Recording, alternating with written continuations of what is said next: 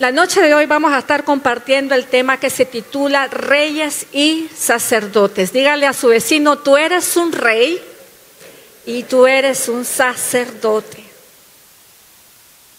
En la Biblia, usted va a ver, especialmente en el Nuevo Testamento, que los apóstoles trataron de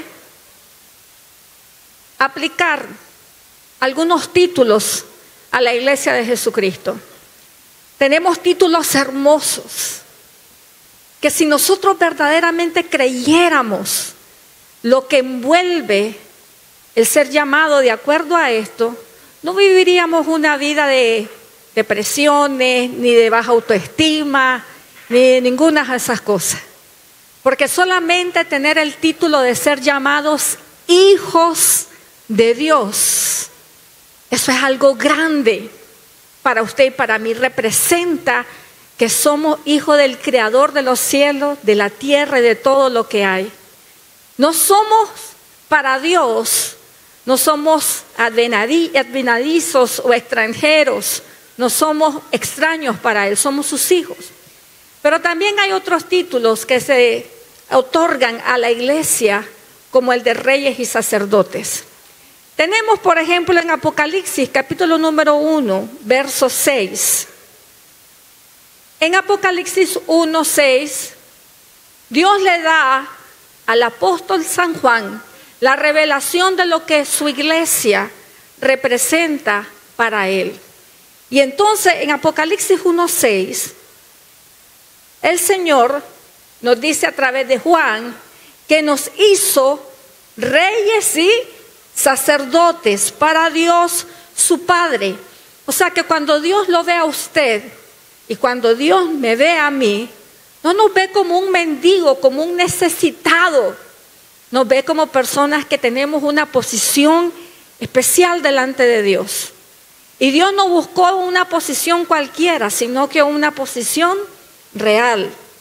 Dice, a Él sea la gloria e imperio por los siglos de los siglos. Ahora, cuando usted oye la palabra reyes, hay algunos conceptos humanos que distorsionan lo que es verdaderamente ser un rey para Dios y lo que es el concepto humano de ser un rey en la tierra. Por eso, muchos cristianos cuando escuchan este término se emocionan mucho porque casi siempre lo asociamos con tres cosas, desde la perspectiva humana. La primera de ellas la asociamos con superioridad. Cuando nosotros pensamos en un rey, siempre pensamos que es una persona superior. Estaba viendo recientemente cómo se saluda a los monarcas de España, de Inglaterra y de todas esas todavía países donde se conservan las monarquías. Y era interesante ver porque el saludo es prácticamente ponérseles de rodillas y hacerles pleitesía. Porque el que está invitado a entrar en comunión o a tener una cita con el rey debe de ocupar su lugar, posicionarse en su lugar. Y el lugar siempre de aquellos que entran en una cita con ellos es usted, es la persona por debajo. El rey es superior a usted. Entonces, cuando usted está delante del rey, usted tiene que saber quién es el superior. Ese es el concepto, déjeme decirle, de un rey humano. Eso es lo que nosotros pensamos. Ahora, también hay otro concepto que está asociado con lo que es el liderazgo o el rey, y es que un rey, tiene súbditos. Y esa es la fascinación de muchas personas que han llegado a ocupar lugares preeminentes a lo largo de la historia. Lo que los embriaga acerca del poder y lo que los enamora de posiciones como estas es que van a tener súbditos, gente que les sirva, gente que no los deje, pero ni siquiera hacer las cosas más básicas que un ser humano puede hacer por sí solo, como por ejemplo ir y buscarse su propio vaso de agua, ir y servirse su comida.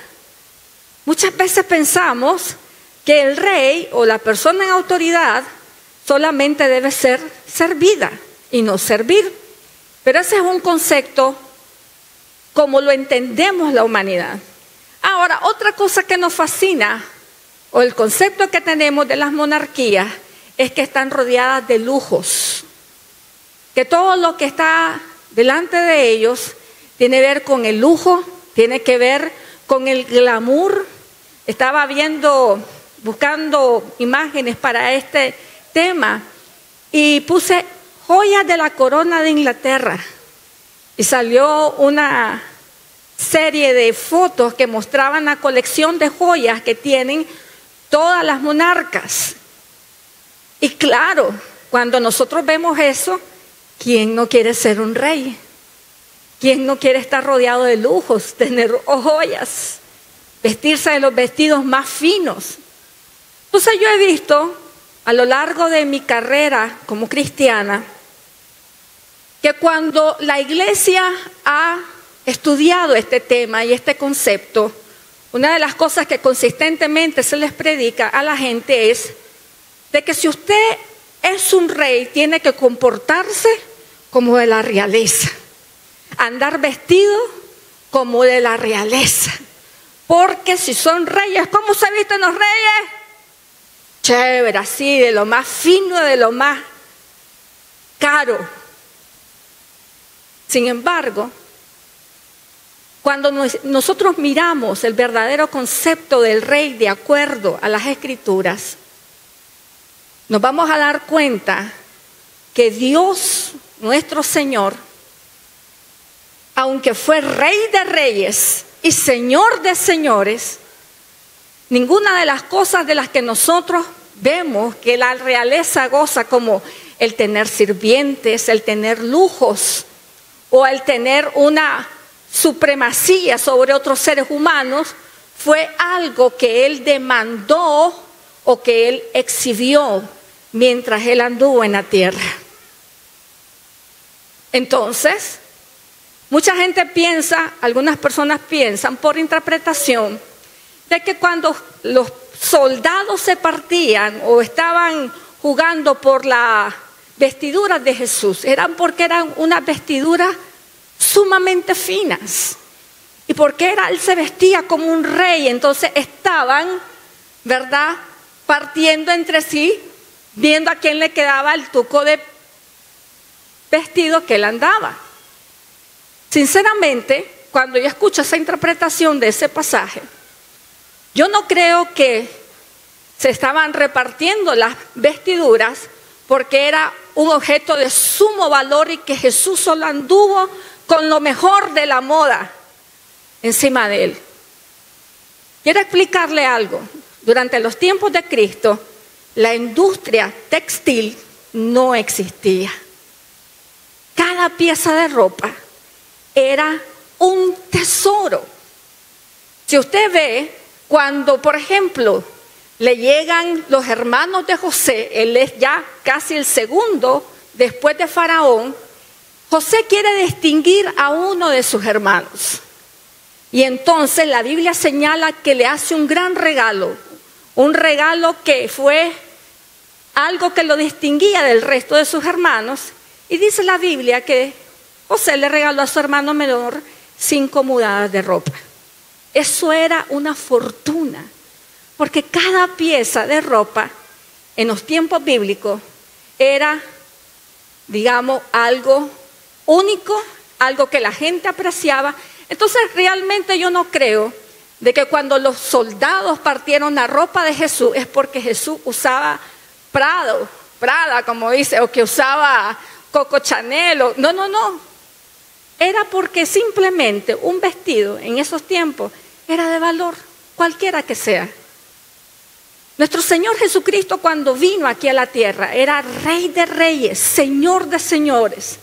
Y sin embargo, no vino a la tierra exigiendo su prioridad, exigiendo servidumbre o exigiendo algún tipo de glamour o de ostentosidad. Por ejemplo, dice Isaías 55, 8 y 9. El Señor nos dice lo siguiente: miren, yo no veo las cosas como ustedes las ven. Quiero decirle que muchas veces por la que no entendemos las Escrituras es porque queremos interpretarlas a la manera de los hombres. Pero tenemos que interpretar las Escrituras de acuerdo a la interpretación que Dios da de sí mismo en las Escrituras, lo que dice Dios en las Escrituras. Y el Señor le dice al pueblo: ¿sabe qué? Mis pensamientos no son vuestros pensamientos, ni vuestros caminos mis caminos. En otras palabras, el Señor nos dice: yo no pienso igual a ustedes. Ustedes tienen una concepción de lo que es ser un rey. Pero el Señor en esta noche nos dice: esa concepción de reyes que se han formado no es la concepción de reyes que yo tengo en la cabeza. Y añade el Señor en el siguiente verso, dice así: porque como son más altos, dice, los cielos que la tierra, así son, dice, mis caminos más altos que vuestros caminos y mis pensamientos más que vuestros pensamientos. Entonces, aunque a nosotros nos parezca poca cosa ser un rey conforme al modelo de Jesús, que cuando vino fue una persona humilde, sencilla, el Señor dice: lo que yo hice, lo que yo practiqué, supera lo que ustedes creen que es lo mejor. Por eso el Señor dice: son mucho más altos mis caminos que vuestros caminos. Ahora, déjenme explicarle algo. Cuando el Señor es confrontado por la nación de Israel, Israel le pide rey al Señor. Le dice Israel a Samuel, que era el profeta: queremos un rey como el de todas las naciones. El Señor no recibe esa petición con agrado. Al contrario, porque sabe lo que iba a significar para su pueblo tener un rey soberano sobre ellos, el Señor les manda a decir el siguiente mensaje. Vámonos a 1 Samuel, capítulo 8, verso 7. Y con este pasaje yo quiero impregnarle un concepto.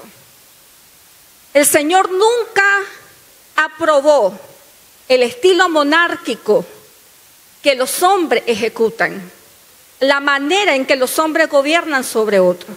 Y en 1 Samuel 8:7 dice de la siguiente manera: y dijo el Señor a Samuel: oye la voz del pueblo en todo lo que te digan, porque no te han desechado a ti, sino que me han desechado a mí, para que no reines sobre ellos.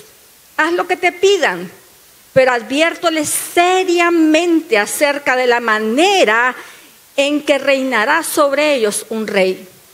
Y le dice: esta es la manera en que un rey gobernará sobre ustedes, les dijo. El rey reclutará en el ejército a los hijos de ustedes y los asignará a los carros de guerra y sus conductores, y los hará correr delante de sus carros. En otras palabras, irán a la guerra, pero el rey no irá enfrente. El rey va a poner a sus hijos en el frente de la batalla, con los carros de sus hijos al frente de la batalla, y después va a ir él. O sea, no va a dar la vida por ustedes. Y después dice en el verso 12: algunos serán generales y capitanes del ejército, otros serán obligados a arar y a cosechar los cultivos del rey, y otros harán las armas y el equipo para los carros de guerra.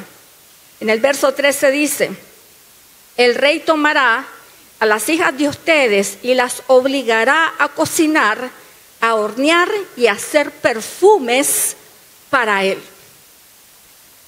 Entonces el Señor le dice a su pueblo: ¿quieren un rey? Está bien, se lo voy a dar, pero sepan que yo no estoy de acuerdo, y que en el momento en que ustedes aceptan la soberanía de un rey sobre su vida, de un rey humano, a esto ustedes se van a someter. Se van a someter a gente que los va a dominar. se va a someter a gente que va a decidir qué trabajo ustedes deben de tener.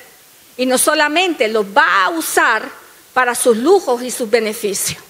En otras palabras, el Señor nos deja clarito aquí que el concepto de rey humano no era la intención que Él tenía para su pueblo. Entonces ahora vamos a ver qué es un rey conforme al corazón del Señor. Si usted es un rey y sacerdote de acuerdo a las Escrituras, ¿cómo se es un rey conforme al corazón de Dios? He escuchado muchos cristianos que dicen, yo soy un rey. Y andan con mucha superioridad, quieren que todo el mundo les sirva, que todo el mundo los aplauda. No tienen nada de humildad porque son reyes y sacerdotes. Pero vamos a ver cómo era un rey que Dios aprobó. Cómo fue un rey que fue conforme al corazón de Dios. Este rey, de acuerdo a las Escrituras, tiene nombre y apellido. Se llamaba el rey David. Pero vamos a ver cómo llega el rey David al trono.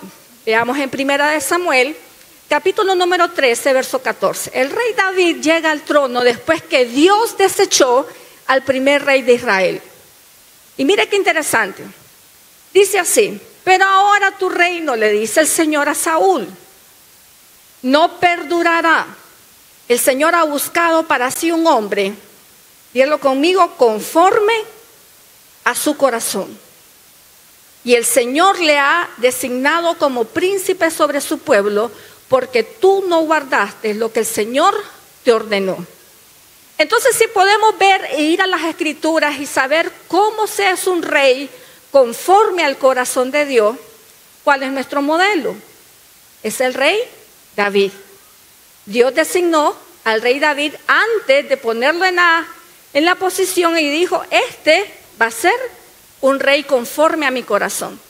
Entonces podemos ver qué características tenía David que logró llegar a ser un rey conforme al corazón de Dios.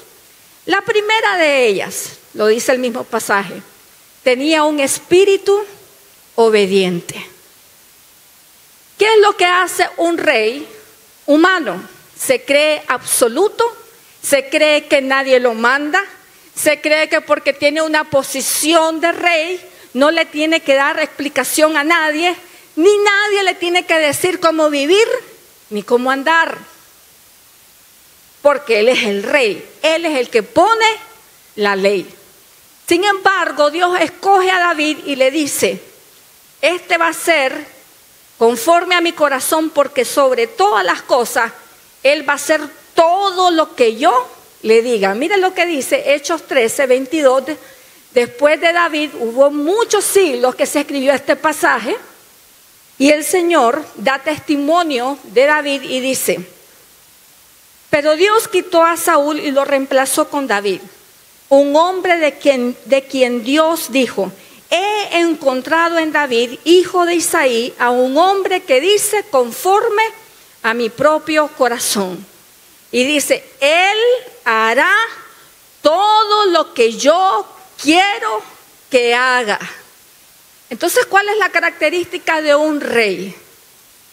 Es que tiene un espíritu obediente. No es una persona con un espíritu rebelde.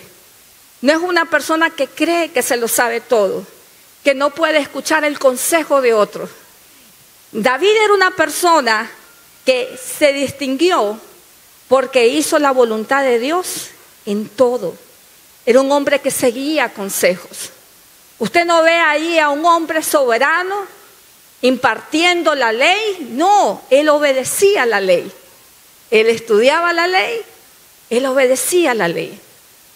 ¿Cuántas veces he visto personas que dicen, yo soy un rey y un sacerdote, pero Dios no es el rey de su vida? Dios no es ni la palabra de Dios tampoco, es la que marca sus decisiones diarias. Son absolutos, no le rinden cuentas a nadie, no obedecen nada de la palabra de Dios, porque en la mente de ellos hay una superioridad que dicen, no, yo estoy por encima de la ley. Sin embargo, usted ve aquí a un rey que tenía un espíritu obediente. La segunda cosa que hacía que David fuera un rey conforme al corazón del Señor era también que tenía un espíritu de humildad. Un espíritu de humildad. Quiero contarles uno de los episodios de la vida de David que a mí me parecen con sinceridad uno de los episodios más humildes en la vida de este hombre. Sucedió cuando él estaba huyendo de su hijo Absalón.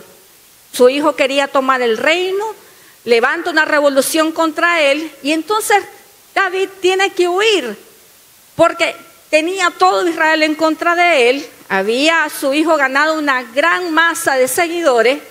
Entonces él comienza a huir. Entonces en 2 de Samuel, capítulo número 16, le sale al encuentro cuando él está huyendo un hombre que se llamaba Simei.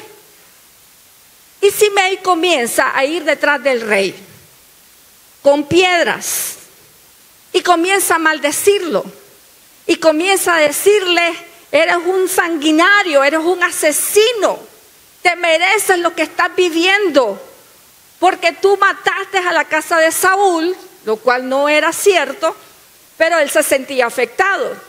Y comienza a maldecirle y a echar todo tipo de improperios sobre la vida de David. Entonces, cuando David va y recibe estas ofensas, uno de los siervos de David, recuerde, David iba, aunque estaba huyendo, él seguía siendo el rey oficial de Israel. Él no había perdido su título. Entonces, David va huyendo, en el verso 9 vamos a leer, dice la Biblia, que cuando este siervo de David, que se llamaba Abisai, el hijo de Zeruya, mire qué nombre más bonito, Zeruya, le dijo al rey: ¿por qué permite su majestad que este perro muerto lo maldiga? Si su majestad me lo permite, le arrancaré la cabeza. Su siervo dice: este perro no tiene por qué estar maldiciendo a su majestad. Y le dice: déjenme arrancarle la cabeza. Y entonces aquí cuando se mira la humildad de David, en el verso siguiente David le dice: déjenlo que me maldiga. Seguramente el Señor le ha ordenado que lo haga, pero tal vez el Señor vea mi aflicción y convierta en bendiciones las maldiciones que hoy recibo. Mire, y seamos sinceros, ¿usted se imagina qué hubiera hecho cualquier otro rey de la tierra ante una escena como esta y ante una oferta tan buena que ni siquiera se tenía que ensuciar las manos él? Otros iban a ensuciar las manos por él. ¿Qué hubiera hecho? Matarlo a ese. ¿Qué me importa? Me está deshonrando, me está maldiciendo, no respeta que yo soy el rey, matarlo ya de una vez. Pero es de ahí donde se mira la razón por la que Dios dijo que ese hombre era conforme a su corazón. Porque en vez de decir sí, mátenlo, David dijo: no, déjenlo que me maldiga. Tal vez Dios lo puso a maldecirme. Y si el Señor se apiada de mí, Dios va a convertir la maldición en bendición. Mire, yo he escuchado predicadores decir cosas así, como esta: usted tiene autoridad como hijo del rey para desatar maldición al que lo maldiga a usted. Esto yo lo he escuchado. Nadie me lo ha contado. Y cuando yo comparo esas palabras con las palabras de las Escrituras, que dicen claramente en Romanos capítulo número 12, verso 14, bendecid a los que persiguen. Bendecid, y que dice: no maldigáis. ¿Qué es lo que nosotros estamos viendo ahí del corazón de David? Humildad. Porque una persona sin humildad dice, si es cierto, si yo soy el rey, mátenlo. Y hasta le dice, si este es un perro, mátalo. Pero David le dice, no, ay, déjenlo. Ahora, ¿cuántas veces nosotros, en nuestra posición de reyes y sacerdotes, hemos llegado hasta jugar con las maldiciones y las bendiciones? Y andamos hasta como si fuéramos brujos también nosotros, maldiciendo a la gente, solo porque somos reyes y sacerdotes. No. Un verdadero rey conforme al corazón de Dios es una persona humilde, una persona que tiene la capacidad para ser ofendido sin buscar venganza. ¿Cuántas veces nos ofenden? Y nosotros decimos, se está metiendo con el hijo de un rey. Y el que maldice al hijo del rey, Dios lo maldice a ellos. Hermanos, ¿sabe cómo se llama eso delante de los ojos de Dios? Arrogancia. Eso es arrogancia. Porque las Escrituras dicen que Jesús fue llevado como cordero al matadero y no abrió su boca delante de sus trasquiladores. Entonces, un rey que tiene el corazón conforme al Señor no va a andar maldiciendo a nadie, va a andar bendiciendo. Amén. Si Dios lo ha hecho a usted un rey, no es para que nos demos el lujo de andar echándole maldiciones a nadie que nos ofenda. ¿Sabe para qué Dios nos ha hecho reyes? Para bendecir. La próxima semana vamos a hablar para qué Dios nos hizo sacerdotes. Porque el sacerdote, nosotros creemos que solo son los pastores, pero no, todos somos sacerdotes. La Biblia dice, habla del sacerdocio universal de los creyentes, y lo vamos a ver la próxima semana. Pero en nuestro estado de reyes, no podemos andar de arrogantes maldiciendo a la gente. La Biblia dice, bendecid. Un verdadero rey es aquel que es capaz de recibir ofensas y mandar bendiciones. Amén. Ahora, la tercera cosa y la última que distinguió al rey David y le ganó el título del rey conforme al corazón del Señor fue su espíritu servicial. Su espíritu servicial. Con excepción de una sola batalla que fue la que él, ahí como dicen, la paseó toda. Que se quedó en su casa. Pero de ahí todo el testimonio de David era de que él siempre estaba al frente de su ejército. Antes de empezar la sección en la Biblia donde comienza a usted a ver el declive de la casa de David, de todos los problemas que tuvo por causa de haber tomado una mujer que no le pertenecía, en 2 de Samuel, capítulo número 8, verso 15, la Biblia da testimonio de lo que era la vida de este rey. Y dice la Biblia, y reinó David sobre, dice, todo Israel, y David administraba justicia y equidad a todo su pueblo. Este era un hombre que servía. Este no era un hombre que esperaba que la gente le sirviera a él. Se levantaba todas las mañanas para ver cómo ese día su vida iba a ser de bendición al pueblo sobre aquel que Dios lo había puesto a reinar. ¿Cómo se levanta usted cada mañana como rey del Señor, como un rey del pueblo de Dios? ¿Se levanta para servir a otros o se levanta frustrado porque otros no le sirven a usted? ¿Se levanta con ganas de que su esposo o su esposa sea privilegiado por el hecho de que está casado con usted y entonces usted se levanta a servirle un desayuno, a estar pendiente de su ropa o a sus hijitos? He escuchado a veces hasta mujeres que dicen, yo soy la reina de la casa, tráiganme las chinelas, pásame la abuelada. La reina que exige ser servida. La reina que no puede servir a su esposo ni siquiera una cena porque ella es la reina de la casa. O también los reyes de la casa. El varón, el rey que puede que su esposa esté, mire, con la lengua hasta aquí de dolor, pero la manda a servir porque el rey no se puede servir ni siquiera su propio plato de comida. Esas son las cosas, mire, que hacen que nuestros países y nuestra familia sigan siendo como son, de poco efectivas y eficaces. Porque los reyes quieren siempre que se les sirva y las reinas no pueden lavar un traste porque, ¿verdad? Sus manitos, sus uñas, sus pedicure. Pero la Biblia dice que David se levantaba todos los pedicure, manicure es este. Perdón, es de la emoción. David se levantaba todos los días a servir al pueblo de Israel.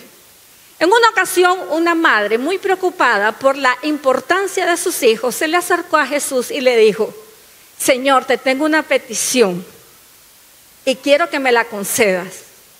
Y Jesús, dime. Y la mujer le dice: yo quiero que en tu reino, mire qué petición más especial esta, en tu reino, mis dos hijos, uno se siente a tu izquierda y el otro le dice a la derecha. ¿Cuántas madres hubieran pedido eso? Ahora ninguna. Una petición asombrosa es. Ella quería que sus hijos se distinguieran. Y en el reino de los cielos, imagínense, ni siquiera en la tierra, cuando vengas en tu reino, que uno se sienta a la izquierda y el otro a la derecha. Y Jesús le dijo: ustedes no saben lo que están pidiendo. Porque los reyes de la tierra, le dice Jesús, hacen que otras personas les sirvan. Pero para ustedes eso no va a ser así. Sino que el que quiere ser el mayor, le dice Jesús, debe servir al menor. ¿Usted quiere ser una persona mayor ante los ojos de Dios? ¿Usted quiere verdaderamente actuar como un rey conforme al corazón de Dios? Entonces, ¿sabe lo que Dios espera de nosotros? Que sirvamos a los menores. Si usted es un padre, que usted le sirva a sus hijos. Si usted es un esposo, que le sirva a la esposa. Si usted es una esposa, sírvale a su esposo. Mire, cuántos matrimonios he conocido que sus temas de divorcio o sus deseos de divorcio giran alrededor de: no hace nada por mí. Un verdadero rey tiene un espíritu servicial. Amén. ¿Y qué diríamos de nuestro Rey de Reyes? La Biblia dice en Filipenses capítulo 2, versos 6 y 7, dice, hablando al testimonio de Jesús, el cual siendo en forma de Dios, dice, no estimó el ser igual a Dios como cosa a qué aferrarse, sino dice que se despojó a sí mismo, tomando forma de siervo, hecho semejante, que dice, a los hombres. Jesús no estaba en el cielo y dice: no, yo soy Dios y de aquí yo no me muevo. Se despojó para venirnos a servir a usted y a mí. Amén. ¿Cuánto nos debemos despojar nosotros para servir a otros? En su trabajo, ¿cuánto se despoja usted para servir a su prójimo? Un verdadero rey, un rey conforme al corazón de Dios, sabe despojarse a sí mismo para servir a otros. Entonces, vamos a terminar aquí. Dios nos ha hecho, ¿qué dice? Dios nos ha hecho reyes. ¿Cuántos son reyes en este lugar? Amén. Dios le ha dado una posición a usted y a mí. Y mire, algunos dirán, no, yo he escuchado mensajes que dicen que en el reino de los cielos hay unos que son reyes y hay otros que son sacerdotes. Pero mire qué interesante y qué inclusivo, qué universal y qué general aplica estos títulos el Señor a su iglesia. Ahí siempre en Apocalipsis nos da cuáles son los requisitos para llegar a ser esos reyes y sacerdotes. No son nuestros méritos, no son ni siquiera nuestra manera carismática de hacer o de ver la vida, no, nada de eso. Lo que nos hace reyes y sacerdotes es lo siguiente, ahí en Apocalipsis dice, y de Jesucristo, verso 5, el testigo que dice fiel, primogénito de entre los muertos y soberano de los reyes de la tierra. Él nos amó con su sangre, nos lavó de nuestros pecados y nos hizo, que dice Juan, reyes y sacerdotes para Dios su Padre. ¿Quiénes son reyes y sacerdotes? Todos los que hemos sido lavados y comprados con la sangre de nuestro Señor Jesucristo. Por la sangre de nuestro Señor, usted ahora ha obtenido un título que se titula Rey y Sacerdotes. ¿Cuántos reciben eso? Amén. Gloria a Dios. Pero nunca se olvide que un verdadero rey, un rey conforme al corazón de Dios, no es una persona intolerante, no es una persona arrogante, no es una persona absoluta, es una persona obediente. Es una persona humilde y es una persona servicial. Amén. ¿Y cuántos quieren tomar ese tipo de reinado? Amén. Un rey que sirve a otros, un rey que es obediente, una persona que es servicial. Practique estos 3 principios en su casa.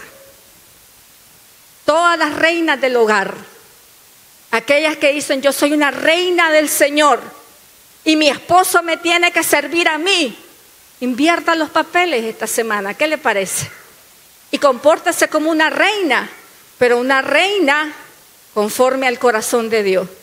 Y en vez de estar de rebelde, en vez de estar de arrogante y en vez de estar de queriendo que la sirva, sea obediente, sea humilde y sea servicial. A todos los reyes de la casa que dicen yo soy la cabeza del hogar, yo soy el rey de la casa, quiere ser un rey verdadero conforme al Señor, sea obediente, sea humilde y servicial. Amén.